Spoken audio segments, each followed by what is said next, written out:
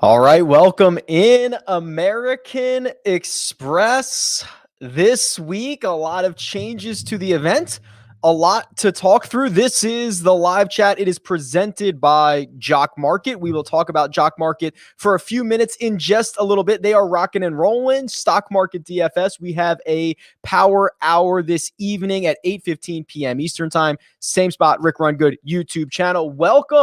Welcome to everyone. Get your comments, your questions into the chat. John says it's the best part of the week, the live chat. I love it. He asked about Harry Hill and John Augenstein. We will talk about those guys in just 1 second, but welcome in. We're going to spend the next hour going through ownership. Any final questions, comments in regards to the American Express this week? Obviously a bit different this year because of the new format or the different format for this event. And get your questions in. I'll go through as many as possible. And all of the tools that you see are going to be from my website, RickRunGood.com. I think it's pretty great. I'm a power user of the site. I hope you are too. And then finally, there was one other thing I wanted to say off the top. Oh, hit the like button. Goes a long way. Thank you very much. That is the small price to pay for this live chat. I think it's fair. John's question, I don't know much about Harry Hill.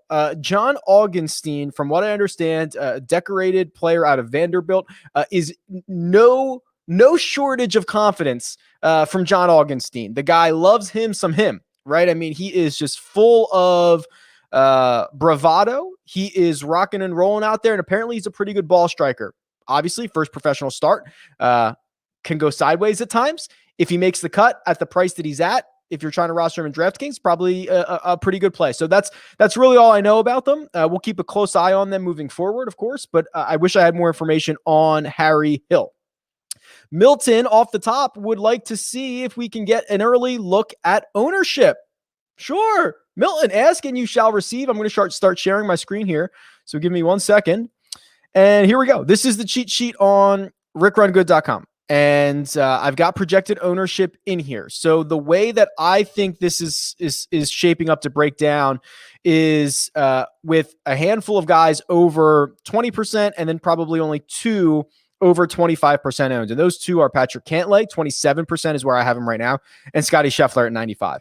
And I think these make a lot of sense. The Cantlay one specifically, because rarely do we get a player like Jon Rahm, who was the favorite, who was the most expensive player on the slate. He WDs after pricing comes out. So that creates just a chasm, right? And now that win equity has to go somewhere. Now you get Patrick Cantlay, who's the favorite, and he's the most expensive, but it's a pretty cheap price for the most expensive guy on the slate. So I understand that one. I got to tell you, the Scotty stuff, I'm a huge Scotty Scheffler fan.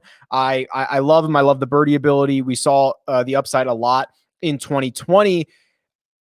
I'm not as hot on him as apparently the industry is. You know, if he would have checked in at 22%, 20%, I'd be like, okay, yeah, that makes a lot more sense. And we might be splitting hairs here. But when you're at $9,500 or above, you have to start splitting hairs. That's how we find the differences between these golfers. So I'm very surprised to see Scotty Scheffler that high. It doesn't mean he's a bad play. I just think that the industry is really rallying on him as a premier option in the 9K range. And then you look a little bit further, Sam Burns is going to push 20%. You know, I've spent a lot of oxygen on Sam Burns at times this week. Doc Redman is going to push 20%. I actually probably called him a free space earlier in the week at $7,500. You know, you look at some of the ball striking ability that he has. Have been lucky enough to have a couple of chats with him here on this channel. The courses that he described as good fits for him are essentially the stadium course. You know, courses that demand accuracy off the tee, reward ball strikers. That should be a perfect spot for him. 7,500 is much too short. And then a little bit further, you know, Sepp Straka getting a ton of steam this week. I have him at about 14%. And I think those are really the notables down towards the bottom. I will probably be underweight on Sepp Straka. Might have a little first round leader bet, but I'm not sure I want all 4 rounds of Mr. Sepp Straka. Joey, welcome to the show, says best part of my Wednesday afternoon, much appreciated. EVR or Tringale? So I'm probably in the EVR camp, and I'm going to do something I rarely do because I want to encompass all of his results here, but I'm going to bring up EVR's official world golf ranking page. Because that has his, not only does it have his PGA stuff, but it has his European stuff as well. So let me pull this back up here real quick. The events that he's played, obviously the missed cut at the Sony. And if we look back at the live leaderboard, which I can pull up in a second, in terms of missed cuts, I think it's better than most. Here we go. So let's pull up EVR here. This is the live leaderboard. You can check this out on RickRunGood.com. It's free. Here's EVR from last week. He gained 3.6 strokes on approach. In fact, to put that into perspective, and I did this the other day, I looked this up. Where's my boy Keegan? Okay, Keegan misses the cut, gaining 3.8 strokes. That was the most strokes gained on approach by any golfer who missed the cut since the start of 2018. So I went through the database and I found that. Eric Van Ruin, if Mark Immelman was here to correct my pronunciation, gained 3.6. So he had basically a historically weird 2 rounds there. He hit his approach as well. And you look at some of these events that he's played, the DP World Tour in Dubai, that's a legit event. Finishes 14th there. Houston 20th. BMW Championship, another stacked field on the European Tour. He finished T27. Scottish Open, he's got a top 10. I would prefer EVR in this situation. So that's where I'll go. Best choice at 6K. Oh, I've got banners. Hold on. Let me get some banners going across some tickers down here at the bottom. Watch this. Boom. Little course information down at the bottom. I got past champions. I got some other stuff. So I'll try to remember to get those going throughout the show as well. Best choice at 7K. I don't know if that means 7K specifically Denver, or if that means just anybody in the 7K. Obviously, I already mentioned Doc Redman at 7,500. If you go down further down, if you're talking about $7,000 exactly, I'm a sucker for Francesco Molinari this week.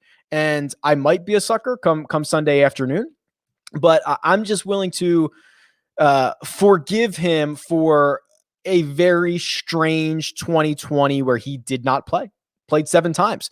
We saw a bit of good play at the Houston Open. He gained strokes in all 4 categories there. He's got 2 top 12 results here in his 4 trips. This is a really good restart point for Molinari. So I will probably be the sucker down there. I'm not sure if anybody else is going to join me, but hey, you never know. The Duke says, hello, first time here. Hey, Duke, what's up? Thanks for joining. Hit that like button for me. That's the entry fee, so to speak. Much appreciated. Thoughts on Siwoo? From JG. And, we can pull up Siwoo's stats here. But the thing about Siwoo Kim, and I'm going to go to the Holy Grail, and I'm going to pull him up, is there are going to be times where you love what you see from Siwoo. And there are going to be times that you want to vomit. I mean, it's Ricky Bobby. If you ain't first, you're last. And we've seen at times with him that his ball striking is phenomenal. Go back to Wyndham, gained 10 strokes at the Wyndham. He probably should have won that event. That's the event he had. I think he had an ace, and then he had in the same round like a shot to 6 inches or something. I mean, the guy was just absolutely dialed in. And when he's on, that's what you get. You saw it at Shadow Creek as well. But it's really, really volatile. There are a few guys who can gain 6 strokes on approach at the Wyndham, and 2 starts later lose 3. And then lose again, and then gain 5.5, and then the next week lose 2.7. So yeah, like I always think Siwoo is a very volatile player. If that's what you want, go for it. Alex Hahn, hit the like button for Rick is what he says. Thank you very much. Actually, Alex, I think it was you who had a great question on the First Cut pod the other day. I wanted to get to it. We didn't have time, but I appreciate your support. I really do. Who do you like most this week in one and done? Scheffler, Doc, or Answer? Of those 3, the answer is probably Answer. Unfortunately, as much as I love Doc, and I think he might be a free space in DraftKings this week. I don't think there's probably, if you played the whole season through, there would probably be a lot of times you did not use Doc Redman. It is the depth of the field, right? It is the depth of all of these fields. It's natural course fits. There might be a good spot for him later in the year, like a 3M Open or something like that. But I don't think you have to use him now. Scheffler, I kind of want to wait on because I see how popular he's going to be. I assume that's going to also translate to one and done markets. I like Answer. The miscut last week is going to keep. So there's two things about last week for him. He was used a lot last week. So there's a lot of people who cannot use him. And then the miscut might keep some others from using him this week. Obviously a place that's got good vibes for him. He finished second here. He's got that very accurate off the tee. The ability to be precise off the tee comes in handy here even more this year with the stadium course being 3 rounds. So I would actually go with Answer in this spot. Matthew, so welcome. He's referring to the Scotty Scheffler number, super high and surprising. I agree. Where could that be coming from? I don't know. You know, I can pull back up it's also very surprising to me, right? So if we go back to the cheat sheet here, I'm surprised by this because there are so many good options in the $9,000 range. Between Sungjae, Matthew Wolff, and even a guy who won last week, Kevin Na, between Russell Henley, between Abraham Answer, I'm shocked that he's eating up this much of the 9K ownership. I would much rather have Matthew Wolff at half the number, at Sungjae Im at 2/3 of the number. In fact, those are two guys I'm pretty heavily exposed to this week. So I too am surprised. I don't know. I don't know where it's coming from. He had a good finish here last year. He's been playing well, but I don't think that alone drives it. Hank Hill, welcome. Are there any cheap flyers that you haven't mentioned in your videos already? I think so. So, well, it depends. It depends. So I will say, Kramer Hickok got mentioned to me by Sia Najad. He was a guest on the First Cut podcast. He got mentioned to me. So after I recorded my original DFS preview, and I did a little bit of deep diving here, and you know there are interesting things. So this is the strokes gained database. So it does not include what he did at Bermuda, where he finished 8th. So he finishes 8th at Bermuda. He makes the cut in Houston, and he finishes 19th at the Sony, and he was 9th in tee to green. So he's probably the one like really cheap flyer that I am interested in. I do not think that he is all that safe, if that makes sense. You know, some of the safer guys are the chalkier guys, you know, your Patrick Cantlays, who you know, has missed one cut in his last 32. Your Abraham Answers, who have missed, I think, 2 cuts in 28 or something like that. I don't have the number in front of me, but those are your safer guys. And then the more volatile guys, you know, Tony Finau in theory is a volatile golfer, especially because he's hard to get right. You know, the weeks that you think he's going to play well, he doesn't always. Patrick Reed, he's a very streaky golfer, so I would say he's volatile, right? So there's just kind of different ways to get it done. If you're looking between kind of cheap and some, or volatile and some safer plays. Let me throw up. I'm going to change these little tickers that we have here. This is cool. I got a little new software. I hope you guys are enjoying this. I hope it looks good. I hope it's coming through all right. Not sure I want my cheaps to be chalk. Only 15 people in the chat should allow for info sharing. I'm not sure what that question means. I think we've got a lot more than 15 in the chat at this point. Alex says, will Scheffler get to 40% owned in single entries? So it is interesting. You usually do see a more extreme version of chalk in the single entries because guys don't want to live without him. It's arguably, I don't want to say not as advantageous, but kind of differently advantageous to fade guys. Most people opt to just make their best possible lineup, so the chalk gets chalkier. I'm surprised he's 30, but if we are under the assumption he's 30 in a lot of these big fields, then yes, I think we do have to be under the assumption that he is 40% owned in some of the single entries. Taylor asks a question about field sizes. So with 156 golfers in the field, I have 34 in my player pool for 150 max entry. Should I add a couple of more golfers? So I get this question a lot. It is a good question. It is one that needs to be addressed, but it is one that I cannot answer for you.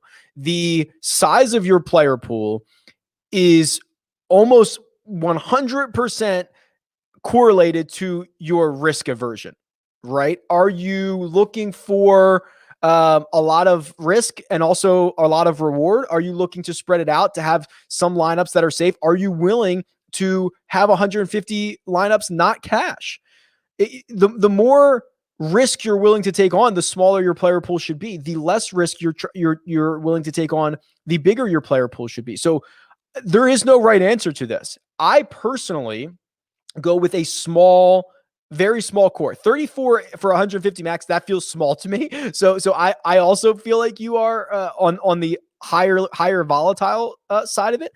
Because personally, I'm trying to win, right? I'm not trying to grind 6% ROI over the next couple of months, next couple of years. I'm trying to win GPPs. I'm only playing the amount that I can feel comfortable losing. I'm okay losing all of my lineups for an example like that. So I wish I had an answer for you. I cannot make that decision for you. You're going to have to make that decision for yourself.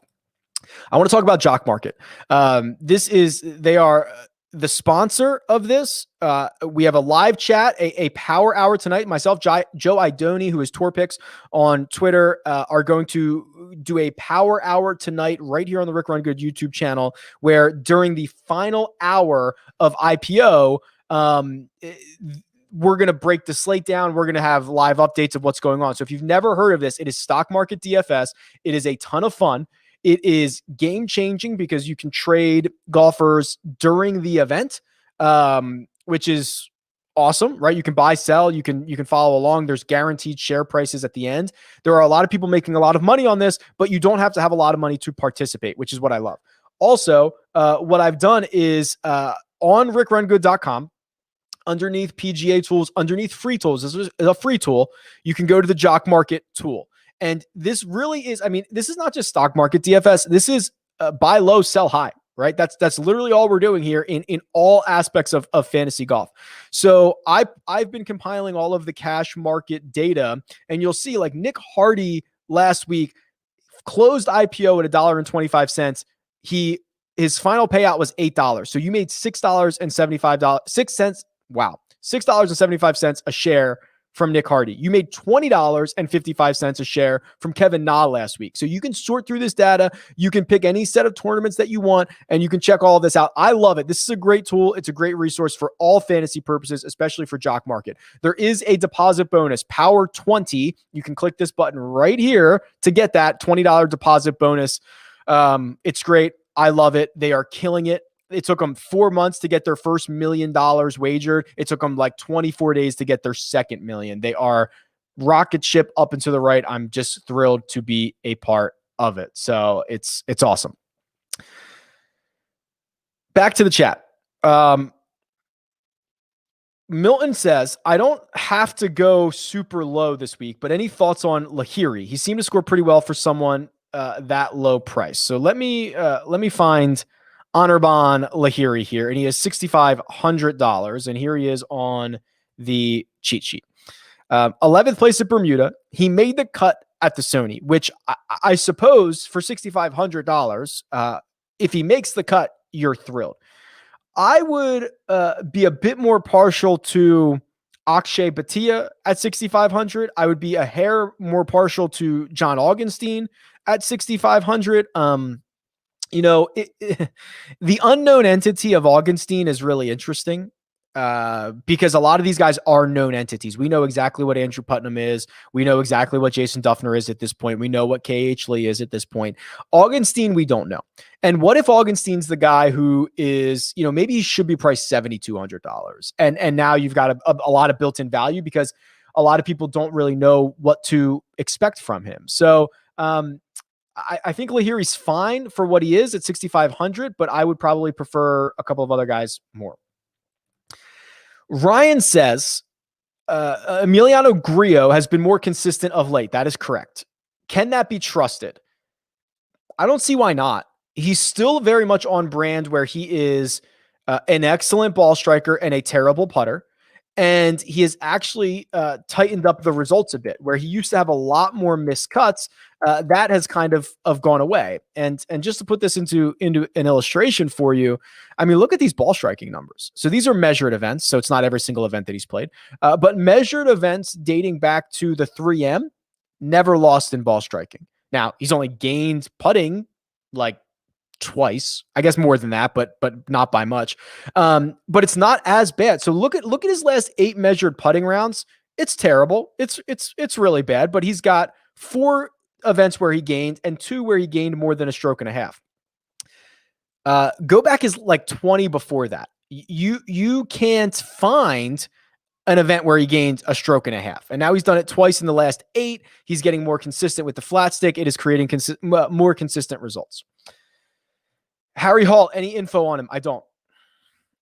I wish I did. I'll get more for next time. I didn't realize he was going to be such a popular question. TJ in the chat, always with a very good question here. Guys that you have grown on as the week went on and gotten off as the week has gone on. So I mentioned Kramer Hickok. That's probably the one guy that was brought to my attention, which very rarely happens, quite frankly. You know, there's a lot. I create a lot of content. I create a lot of it earlier in the week. I do a lot of research, the weekend before, and as we're getting into it, and I don't quote unquote miss a lot. At least I don't think I do. But Kramer Hickok is a guy that was presented to me, and I dove a little bit deeper into it, and I kind of really like that. Another guy that I might be gaining steam on now that ownership is coming out. Russell Henley at 15% and a flat $9,000. He did nothing wrong last week. He was stuck in neutral on Sunday at the Sony, played great otherwise, still made a couple of birdies coming in. You just can't make 12 pars in a row to start your Sunday at Waialae and expect to be victorious. I don't know if he's been added on FanDuel. I had an issue I was kind of chasing my tail with all week long. I had a data issue earlier in the week. I had to rebuild a lot of the stuff. So that's kind of why there wasn't a fades video this week, which I can talk about fades in a second. Because I was kind of just chasing my tail all week. And Russell Henley was not in FanDuel's player pool. I don't know if he ever got added to that. And I don't know what happened. I don't know what price he came in, but I'd be interested to see. And then guys that I've gotten off of, I was moderately warm on Scotty Scheffler. To see him at 30% is pretty jarring. That will probably keep me off him in a significant way. That's probably it. I mean, not that I was ever really on Sepp Straka, but like seeing Sepp Straka at 14%, that's not going to be me. So those are probably the answers there. As far as fades go, because I do kind of owe you guys a fades video. If I was putting it together right now, it would consist of Scotty Scheffler. I would have made mention of kind of like Brooks and Ricky Fowler, but I think those are kind of like easy layups. That's a story that everybody's been telling for a really long time. So I probably wouldn't have actually included them. I just would have given them a little nod. I probably would have had to put Lanto in the fades, which is, against my brand, against my heart. Like it kills me to do that, but getting him at $8,600, I'm taking a wait and see approach there, right? We've had the fun flow chart where we had to make decisions around Lanto at $7,000. To have to make a decision at 86 is crazy. And I didn't want to have to do it. So he probably would have made that. He would have made that list. Oh, Adam Long is a guy who I've probably grown on as the week's gone on. That's probably true. He's got a good finish recently. He's obviously won here in the past. He's accurate off the tee. It's more demanding at the stadium course where he now gets 3 rounds there. So that's probably a guy. I'm trying to think about fades. Who else would I have faded? I usually go further down the board and work my way up. I don't know. Those were the ones that stood out to me. So hopefully that suffices for a fades video because I didn't get one out this week. Greg, good to have you in the chat. He says smash the like button and subscribe. I appreciate that. Scott wants to know, hey, is this a Kevin Na course? It actually kind of is, right? I mean, and I can pull up the course key stats for you, and keep in mind that this is the stadium course only, because that's the only course that we have shot link data on, right? That's the concept here. And there is,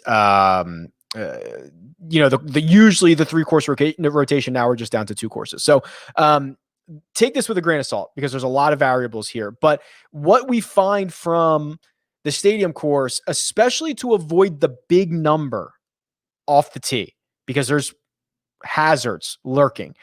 You have to be exact, and you don't have to be long, which is good for Kevin Na. It is historically a birdie fest.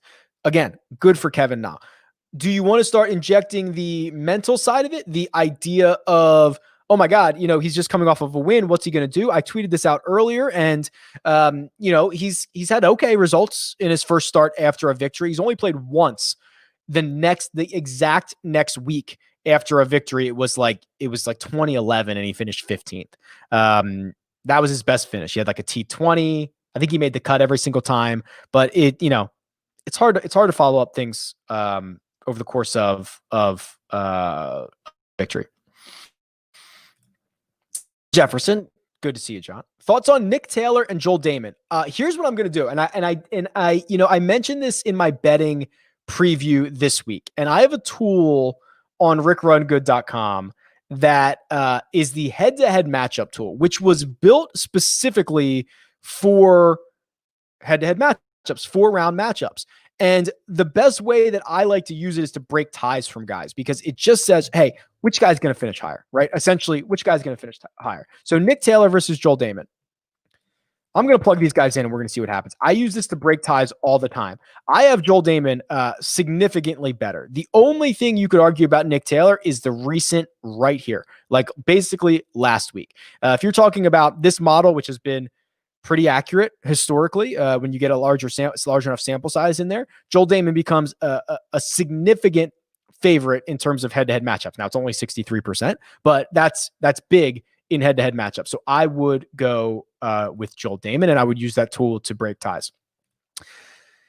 I'm going to start to go faster. I'm already 25 minutes behind on questions. I'm going to start to roll through. Sorry. I know I'm long-winded. I get excited. I love talking about this stuff. So keep the questions coming. I'm going to get through as many as I can. We'll kick it up into warp speed here in a second. Any solid contrarian plays to Cantlay? Wolf, I think, is the guy. A lot of win equity, better putter than most people think. And apparently he's going to be like 15% owned or something like that in DFS, which essentially translates to pretty low owned in what's it called? One and done too. John Douglas wants to say, where are my Malnati maniacs this week? Right here. I'm a big Malnati maniac. Guy's a nut, and he makes a ton of birdies. Love it. Matthew says, any love for Hadwin or Cam Davis? Yeah, first of all, I have an undying love for Cam Davis, right? Lump him in with the Doc Redmonds, the Lonto Griffins. I don't know who else is on that list, but like this kid is good. I'm telling you, this is the same thing with Sung Jae, right? We said the same.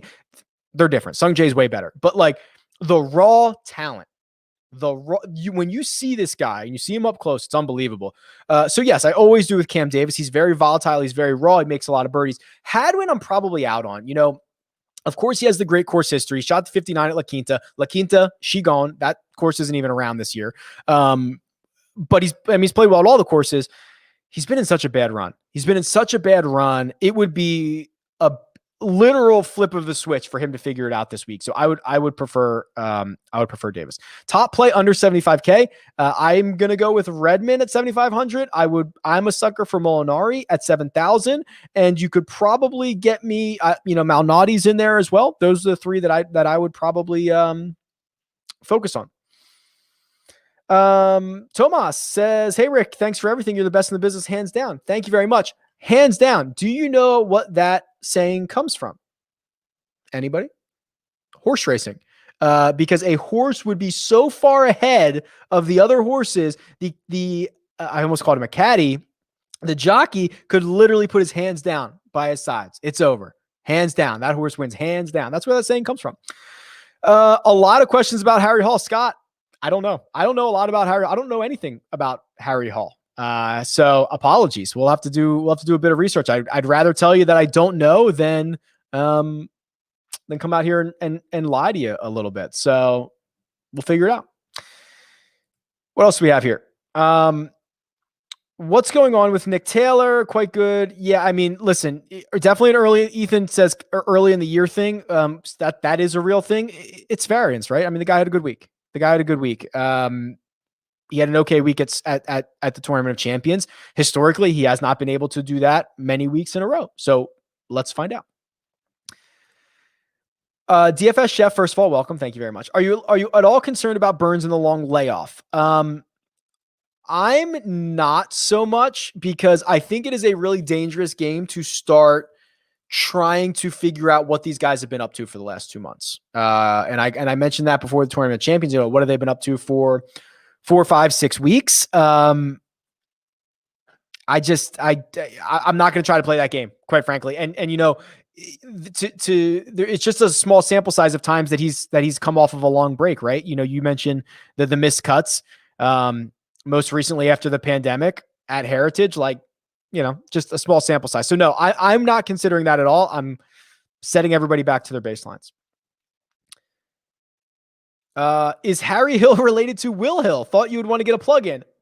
RickRunGood.com/Will Hill.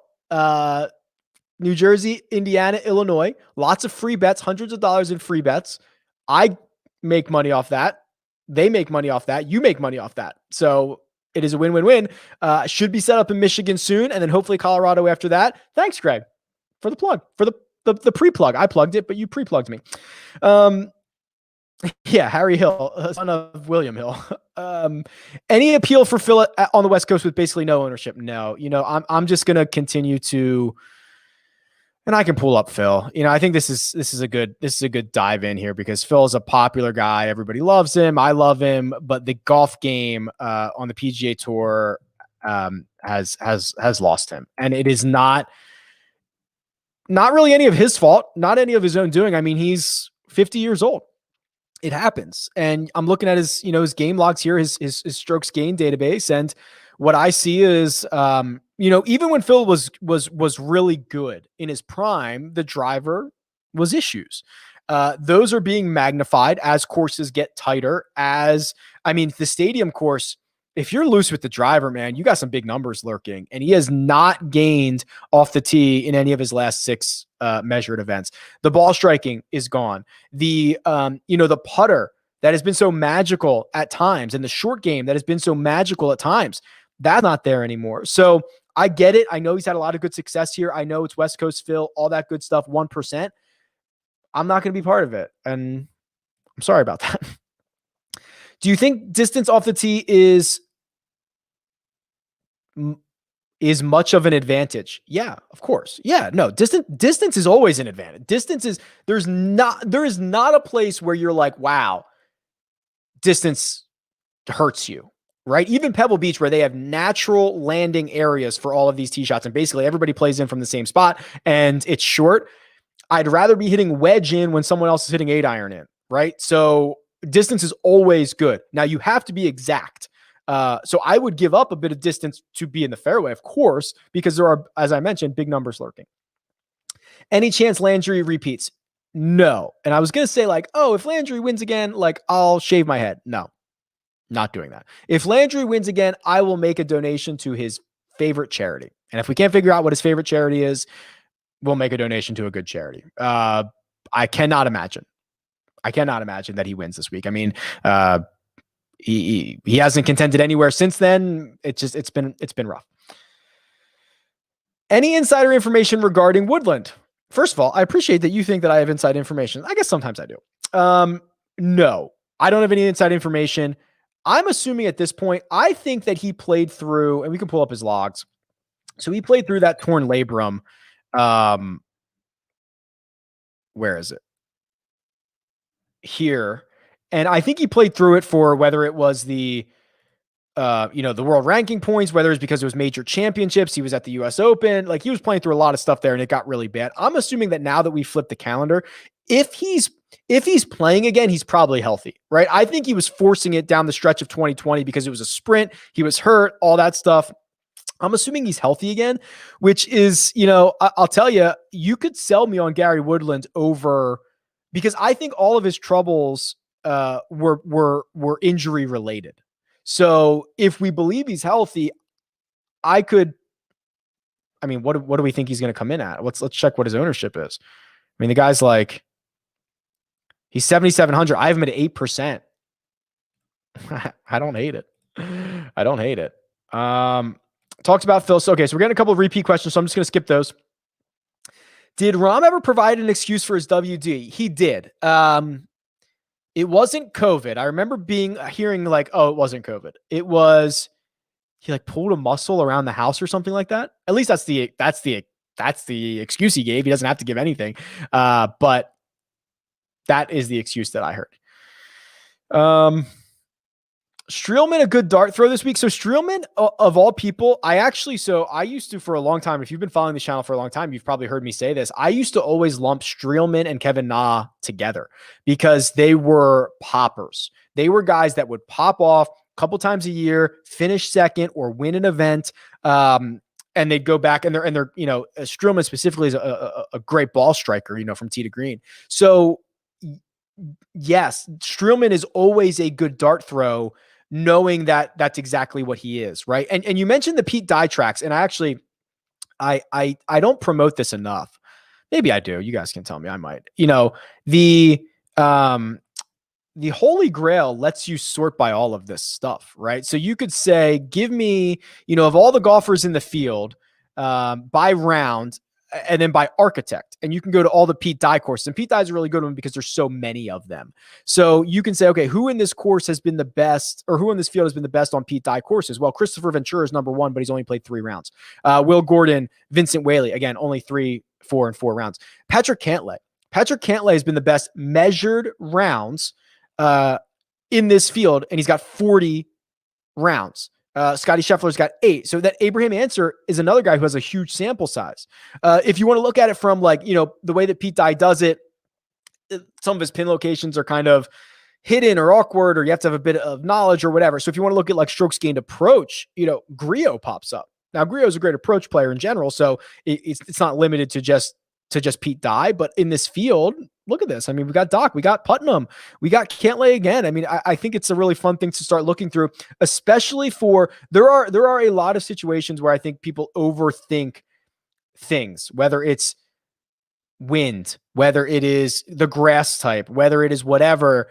But if you have a designer who has attributes that are very similar in a lot of his courses, and he has a lot of courses that these guys play, so there's a big enough sample size, I don't mind doing it. So Solomon, great question. Who's on top of my custom model? I don't have it up in front of me, but I actually think it was Cantlay, to be quite honest with you. But I thought the one name that was weird, I think Malnati popped back up in there again. Sam Burns was pretty high. I think Doc was pretty high.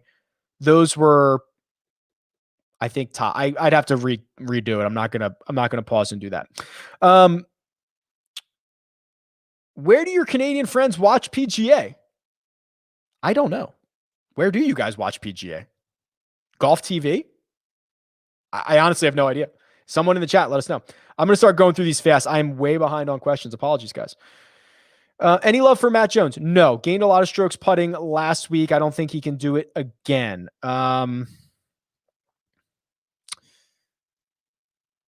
Okay, this is a good question. Solomon with another good question. Is the strategy to avoid the stadium course on Thursday, at least if you're trying to break a tie between two guys? My heart says yes. My heart says I want the guy who is going to play the stadium course Friday, Saturday, Sunday. That has always been my hunch. I ran the numbers on this, and it was pretty noisy, and I wasn't confident in either of them. It didn't really matter statistically, especially because you had to control for. So in the old version of this event, the guys on Saturday would play the stadium course for TV. So they'd put all the big names playing the stadium course on Saturday. So it would be like, you'd almost have to set a control for, they weren't equal waves that were being put out on the courses. So it's very noisy. I think anecdotally, yes, I want the guy who play it 3 rounds in a row, but the data doesn't back it. If you can watch for an hour, you got time to hit the like button. That's good. I've not heard that before. I like that. Harry Hall is the most popular guy in the chat this week. I don't know much about him. I don't know much about him. Any love for the Hoff to get away from Doc ownership? Yeah. So again, if you want to look at the live leaderboard, which is one of the things I love to do, and sort this by, so this is last week's Sony Open, sort this by strokes gained tee to green.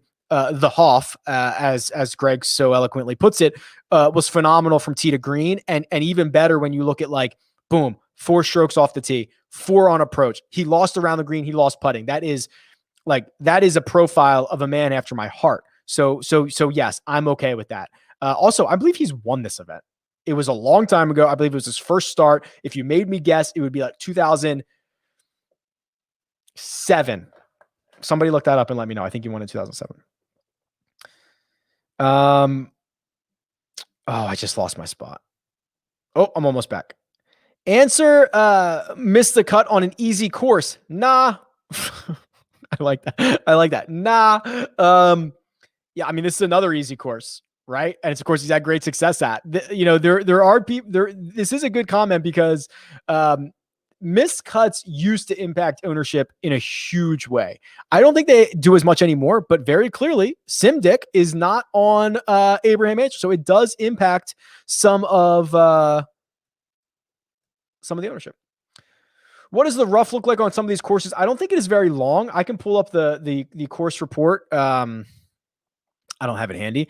It's probably 2.5 inches. Now it's kind of desert golf, right? So remember that. But let me see if I can pull up. Going live, trying to pull up the length of the rough. That's how you know we are deep in this. 2 inches. 2-inch Tiff Green Bermuda grass, which is essentially nothing, right? I think the Sony and Waialae last week was 2.5 inches. So essentially 0 rough. What's your strategy for when you post your weekly vid? Seems odds start shifting quickly by the time bets and one and done vid launches. I have a couple answers to that. So my strategy for the DFS video is as soon as possible when the odds come out or when the salaries come out. The betting and one and done, yes, does come later in the week. I had someone tell me, and I don't believe this, but that a lot of the guys that I've mentioned in the last couple of weeks are the lines are moving on those guys. I do not think I have anything to do with that because I don't think I'm powerful enough for that. I wish I was, but yeah, you're right. I mean, listen, and the thing is, especially with the current landscape of the U.S. betting market, there's a lot of options. I know a lot of people are still doing the offshore stuff. The difference in lines is huge. Even from the regulated markets here, like what I have in Nevada, and like what I see that's available on DraftKings, what I see is available on William Hill. I'm trying to think, maybe even FanDuel Sportsbook. It's huge, and then like the Circa, which is if I want to drive to Circa, drop a bet down or drop like they're huge. So I obviously can't be aware of all the odds everywhere. So I just do my best to point out the plays, and if the number is good for you, smash it. Any reason not to value course history as much this week? So, yeah, I mean, it's just a little bit different. It is weird with the course rotation. The argument is that these courses should play a bit more difficult this time around because without amateurs, they can make the pin locations a little bit more difficult. Think about that. Usually in pro-ams, they're like center of the green every single time. So we can do it a little bit harder, but yeah, I'm not riding course history as much. You the man, Rick. No, you the man. Thank you very much. I answer a lot of these. With Tori next week, what guys do you see this week? What guy? Sorry, can I read this right? What guys do you seeing this week as a practice tourney? I think that's overblown. Don't start me on a Koepka stretch where I think that Koepka uses this as a defense mechanism for his bad rounds outside of major championships. Quite frankly, these guys are competitors. No one is showing up for practice, right? Like when you're in the mix of it on a Saturday, you're not thinking Farmers next week. You're not. So I'm not.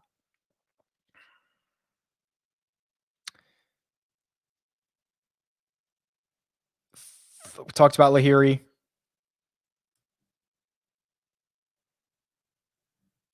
Oh, so Greg with some great inside information, and this is kind of what I was just alluding to. So, with no amateurs in the field, more difficult pins will be used. Right. So I completely agree. I think it's going to be a bit more difficult, but this is going to be birdie fest, baby. The wind doesn't really blow there. When it does, look out. But I think you're good. Oh yeah, this is what it was, Alex. Thank you. The question the other day was who could win in a scramble, Mark versus KP. Coach and yourself. I think we get. I don't know how Coach plays. I think we get smoked because Mark's great, right? I don't know what his handicap is. Certainly single digits. KP is as well. KP's very athletic. I'm an 8. I don't know what Coach's handicap is. So just without knowing, that side would be better. The fair. I think the most fair way to be it, and I'm assuming on Coach he probably bombs it, right? He's a big dude. I don't know how the rest of his game is. Mark and Coach versus KP and myself is probably that would probably be the most fair. Graham wants to know what course has the lower scoring average. I don't have that data handy. I have it somewhere. But Nicklaus Tournament course has historically been the easier course, the stadium course. The stadium course will have low scores as well, but it will also have higher scores because of the ability to get yourself in trouble off the tee. So I don't have it handy. I'll try to tweet it. Maybe I can tweet it out later. Keep an eye on that. Hubbard, Hickok, or Herman? Let's go with Hickok on that one. Thoughts on Phil and Ricky making their season debuts? I'm keeping a close eye. Very interested to see. If I had to pick one, Han or I would go with Han. Henley's 10.7 on FanDuel. Thank you very much. Starting with Sung Jae in the $200 single entry. I'm not. Sung Jae is not my first man in. I tried that approach. I did not like that build as much as I liked another build. First round leader thoughts. I would roster like Sepp Straka as first round leader. I would not play him. And I'd roster him in showdown situations. I wouldn't play him probably for the full 4 rounds.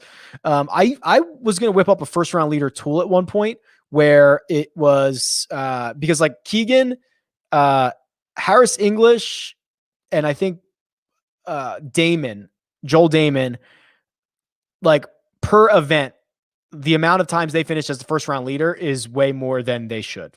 It's like up there with Rory and Rahm, believe it or not. It's kind of crazy. Doc minus 125 versus the Postman seems like an easy head-to-head matchup. What am I missing here? We can run it through the head-to-head matchup simulator real quick here. So Doc versus Poston. Yeah, I think Doc kind of got disrespected a bit with his outright number, and I think it maybe reverberated, is that the word, through the rest of the betting market. So I guess it's not all that crazy because I have Doc at minus 129. I've been winning this 56% of the time. So if I have him at minus 129 and you have him at minus 125, that's the side I would like, I guess, but I wouldn't be sprinting to bet it. It's not as bad as I originally thought it was, JG.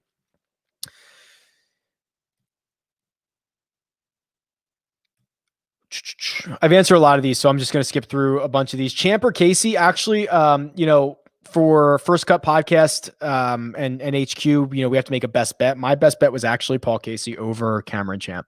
I just think that I understand the appeal of Champ. The ability to dial it back off the tee is a nice thing to be able to do. But Casey, to me, especially for like DraftKings purposes, is very underpriced. He's the 27th ranked player in the world, and he's a great ball striker. This should be a good spot for him. Keith says, "What's up, Rick? You killed as usual. Thank you. Are there tournaments during the season you bet less on?" No. So the weird tournaments there are weird tournaments that I think are better for people that are paying attention, right? Early in the season, I think people who are paying attention, who know a lot of the names, do better. So I would actually argue, so I don't usually change how much I'm putting out there, or how many lineups I'm playing or whatever. But I would argue that if there was a time to do it, early in the season is probably the time. Also, you know what I do? Match play.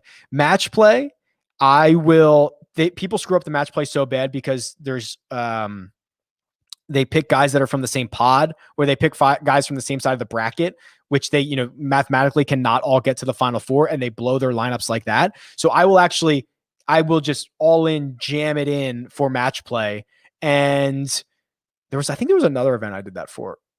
I can't remember. But that's what I would do. Can Matthew Wolff win this week? Yes, absolutely. Matthew Wolff can win every week. He's awesome. Is that NFL legend Emmitt Smith? Yes, NFL legend Emmitt Smith is actually a staple in these chats. Much appreciated. That's him. Great running back. It's not him, but I like to say it is. Don't forget to set your lineup this week. There you go. That is great advice. Don't forget to set your lineup this week. I've answered a lot of these, so I'm making up ground on the chat, which is nice. I always feel so far behind. Do I like Steele this week? This is a really good question. So I think it's pretty funny that, Kevin Na, of course, with the win, gets a big, huge price boost. Kevin Streelman, who played great for 3.5 rounds, 3.75 rounds, and finishes a couple of shots back, is still 7,300. That's perception versus reality. So yes, I would rather go to Steele than Na this week, and I don't think it's all that particularly close. Do you consider Brooks a similar situation to Woodland in 2020 and good pivot off of Cantlay? Yeah, I think you kind of used my logic against me. So yes, yeah, I guess.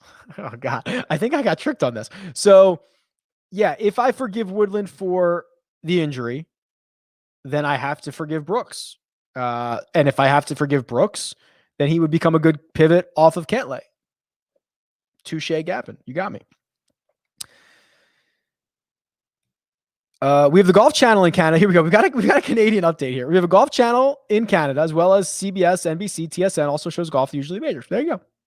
What about PGA Tour Live? I feel like there's something weird with PGA Tour Live. I think you guys get that through Golf TV, but I might be crazy. I don't know.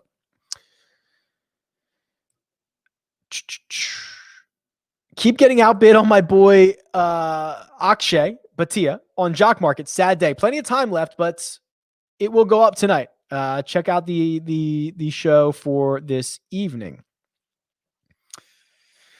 Oh, we got LPGA questions. So let me preface this question from Greg by saying I have no idea about the LPGA, but I'm doing my best to learn a lot more. And I have a very rudimentary cheat sheet up on RickRunGood.com. It's on LPGA and it's free. I'm not going to put it behind a paywall. We'll see about that. If I can start collecting more data, and I don't know, but like I want to grow the game, right? I want to use the LPGA tools. I want DraftKings to continue to make these slates. So I want to give the data out. I want to make it easy for people to play. I want prize pools to get larger so that we get more action. I also have a hunch that they're going to start doing Korn Ferry Tour and Champions Tour stuff. And maybe if I can get the data, I can give that out as well. Again, I want to grow the game here because I think it's good for everybody. With all that being said, I have a very rudimentary cheat sheet, but I do have strokes gain data. It's strokes gain total. It is not by event. And you could argue that this Mi Jung Her, I don't know how to pronounce it. I think that's what it is. At 7,900 is one of the best values. She is 5th in terms of strokes gained total in the last 2 years. She's been 102 rounds. I actually think she has the course record at this event. I think she shot like a 60 or a 61 in the final round last year en route to this 4th place finish. So I think that's the one that maybe unlocks the slate this week. But again, I'm learning.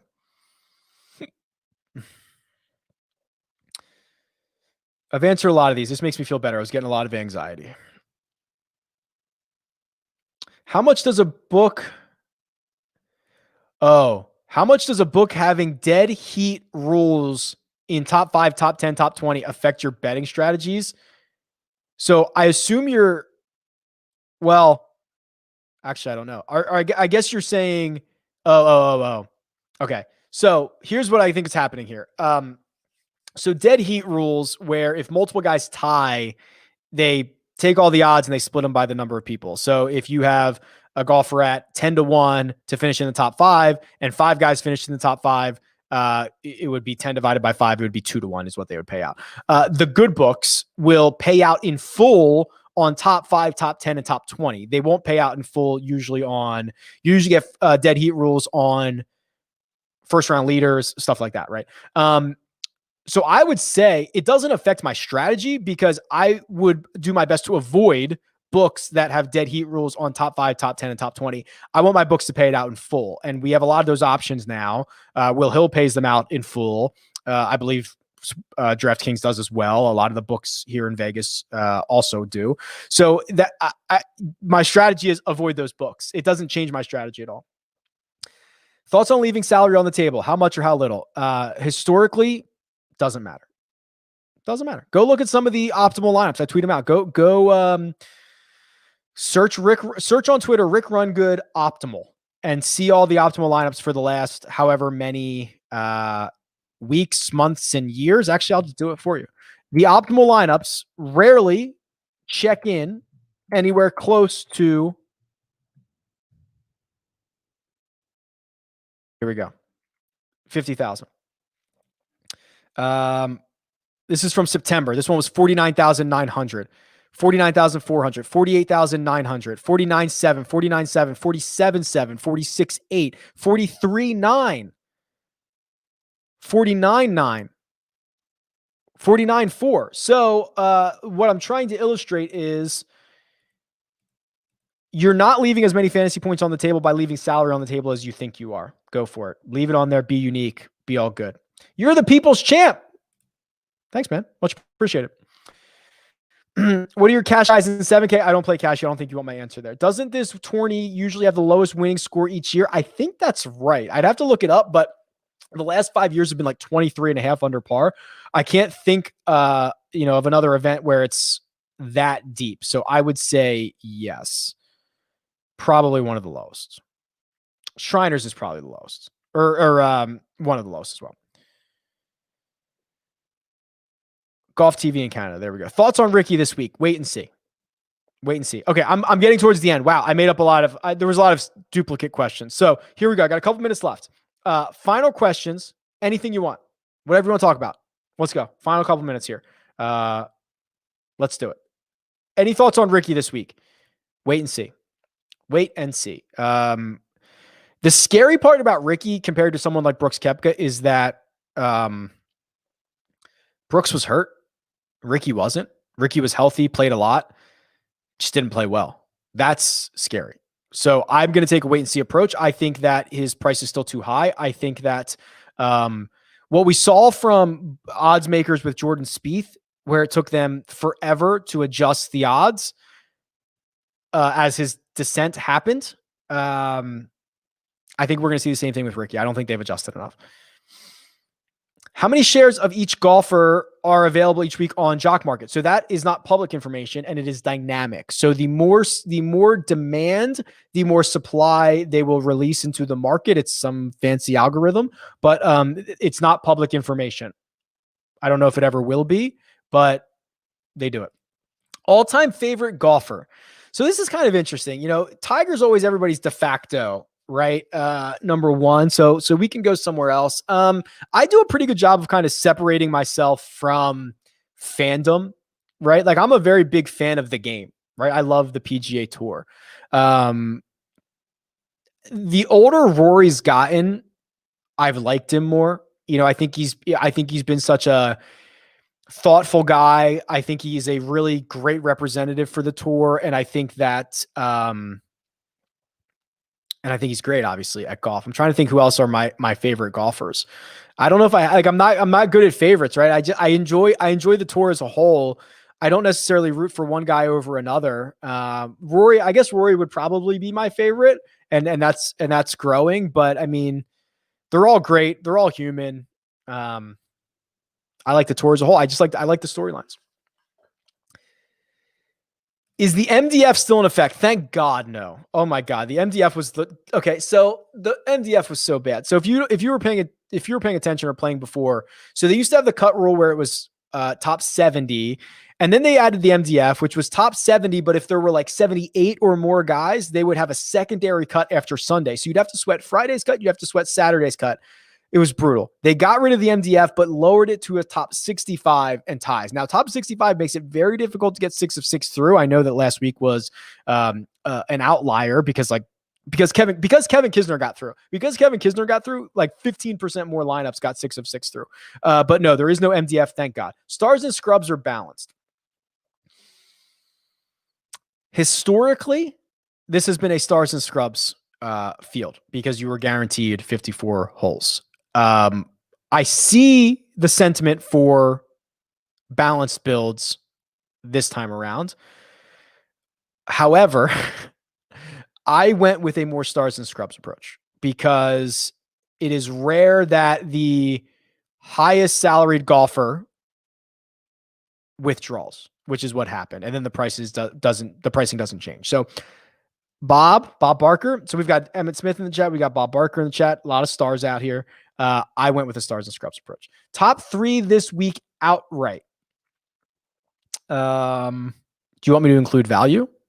So I smashed the top of the board when John Rahm withdrew and William Hill didn't adjust the lines fast enough. So I got Cantlay, I got Answer, and I got Wolf much deeper than what they are right now. So that is what I mean. If you were asking me right now, I would have probably said the best values are. I still think Wolf's a good value. I don't think he's getting a lot of respect. I think Answer is a good value, and I think if you want to embrace the volatility, I mean, you could have got Doc Redman at 135 to 1 on Monday. I saw he was like 80 to 1 this morning, so you're losing a lot of value there. Maybe Peter Malnati. I'm telling you, the guy makes a ton of birdies. Oh, here we go. Duffner or Hoffman in a wrestling match. Oof. I think Hoffman's a bigger guy. I also think he's a little crazier. Duffner is pretty low key. I don't know what it would take to get him all fired up in a wrestling match. So I think Hoffman's got him here.